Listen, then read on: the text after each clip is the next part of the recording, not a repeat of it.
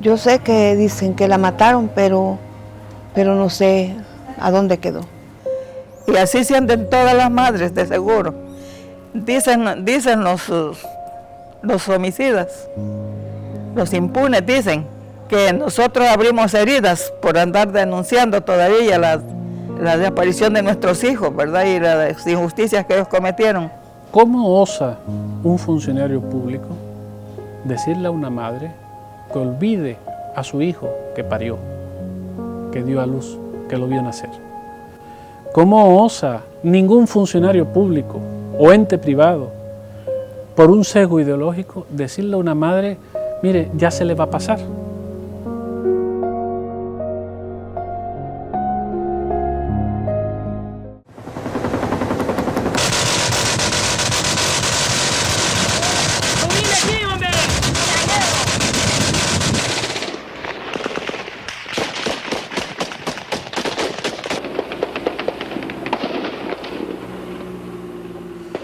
Nosotros hemos identificado desapariciones forzadas en los periodos previos al conflicto armado, en los años que le llaman represivos, los años 75, 80, ¿verdad?, en donde muchas de las familias eran capturadas y en un seno familiar, en una vivienda, y esos niños pasaban a disposición del órgano de justicia, de la policía, de los juzgados, y estos eran dados en adopción, ¿verdad?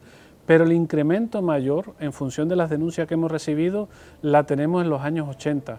Concretamente, entre el año 81 y 83 se da el índice más fuerte de desapariciones y coincide también con los primeros años donde fueron los operativos más voluminosos por parte de la Fuerza Armada.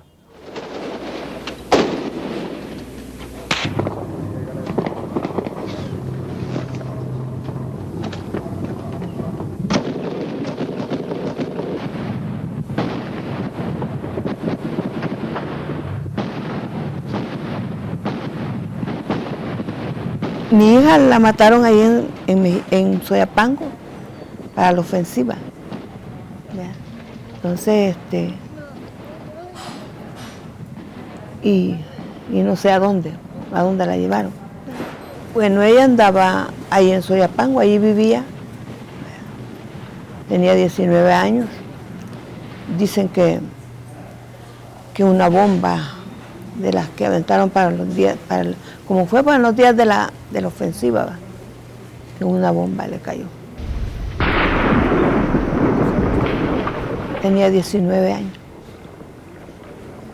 Y yo la fui a buscar en el lugar donde me dijeron que ahí que habían visto, porque ahí cayeron bastante, y que los habían recogido en una cancha, y que ahí les habían dado fuego. Y que después los que quedó los fueron a enterrar al cementerio de Soyapango. Eso me dijeron, pero yo fui a buscarla ahí donde me dijeron que había caído y vimos lo de la cancha. No, bueno, como ella ya fue después ya de la ofensiva, ¿verdad?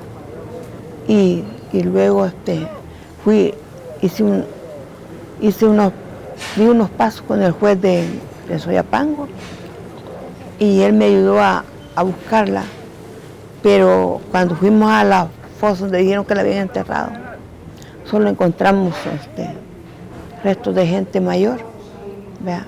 Sacamos 3, y después ya no quiso el juez sacar porque dijo que estaba sacrificando a otros, por allá era uno, y yo le entendí, porque pues sí, eran también fallecidos en ese momento, y que no quería cometer ese sacrilegio de estarlos sacando y pues volverlos a meter. Entonces ya ahí se quedó, ya no la seguí buscando. Entonces, ya después ya no, como me dijeron que ahí era que estaban, ya después ya no la seguí buscando.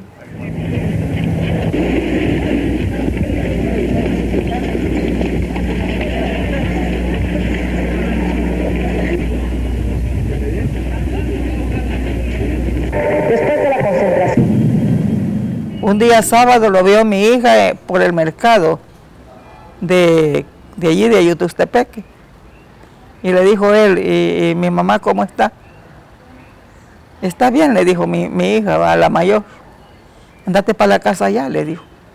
Le dijo él, anda a cuidar a mi mamá. Y entonces mi hija se fue para la casa y me dijo que lo había visto. Desde esa vez ya no regresó él. Desde esa vez ya no regresó. Porque había peligro. Él tenía peligro. Había un hombre que nosotros le decíamos Orejas. Había un hombre allí en la colonia donde nosotros vivimos que ya lo tenían en lista por sospechoso. Entonces, por eso él se fue de la casa. Porque ustedes los capturaron, porque ustedes los torturaron, porque ustedes los han desaparecido, porque ustedes los han asesinado.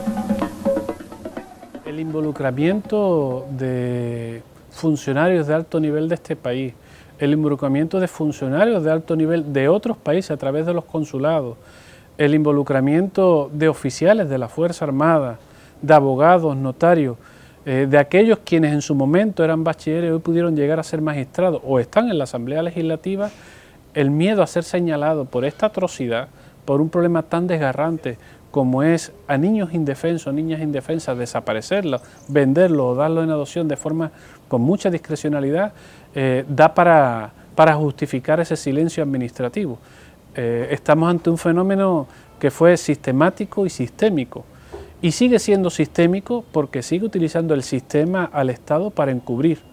En una de las habeas corpus, la Sala de lo Constitucional dice que no solo es responsabilidad de aquellos elementos militares o de aquellos funcionarios públicos que en su momento conocieron de estas desapariciones y no hicieron nada para evitarlo, sino los que en todo este transcurso de tiempo han mantenido el silencio, evitando el que se pueda determinar el paradero de estos niños. No, de verdad.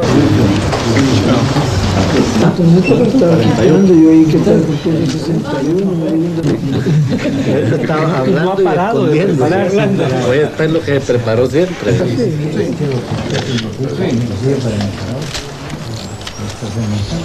En ninguna instancia de gobierno nunca se han preocupado por hacer una reparación. Ninguna. Miren, ni cuando eran los areneros, ni cuando él que fue el frente. No ha habido una respuesta para nosotros de decir, miren, sí, les vamos a ayudar. Estaban los principales personajes de gobierno. Entonces yo le hice la petición al señor presidente y le digo, señor presidente Sánchez Serén,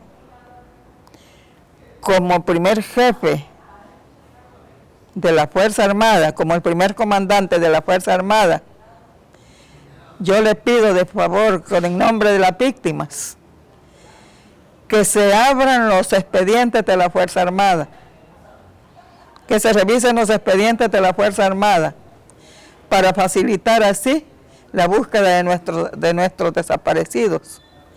Yo le hablo en nombre de todas las víctimas, le dije al señor presidente. Él no me contestó nada, pero contestó el ministro. Y dice el ministro, bueno, dice, yo ya revisé a ver si habían archivos en la Fuerza Armada, pero no hay. No hay archivos en la Fuerza Armada. Porque yo entonces, cuando la guerra, dijo, era capitán. Eso no tenía nada que ver, ¿verdad? Que fuera capitán. Él va a saber a cuántos torturó siendo capitán. A saber a cuántos muchachos torturó. Entonces, él se negó que no habían expedientes en la Fuerza Armada. Pues si expedientes hay, en todas las guarniciones de la Fuerza Armada hay expedientes de los desaparecidos. Que los han escondido o los han quemado es otra cosa. Pero hay expedientes de la Fuerza Armada. Porque toda la